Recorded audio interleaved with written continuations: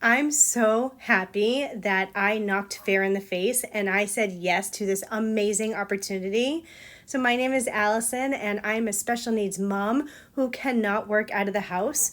When I was on TikTok, I saw a live video that was talking about a 2-hour workday and learning how to make daily pay. And I said, oh my God, I need to try this.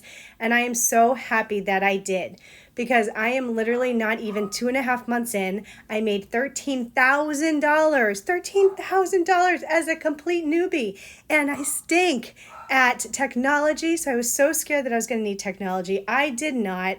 So I'm just saying it has been such a dream come true. This community that we have got added into is absolute gold. Everybody wants everybody to win, and it's nothing like I've ever seen before. So I'm just so happy that I said yes to this, that I'm learning absolutely all the skills that I need. And I know when I look back at this a year from now, I'm going to be a part of that $1 million club. So it's amazing. Very, very amazing. I'm so happy I said yes.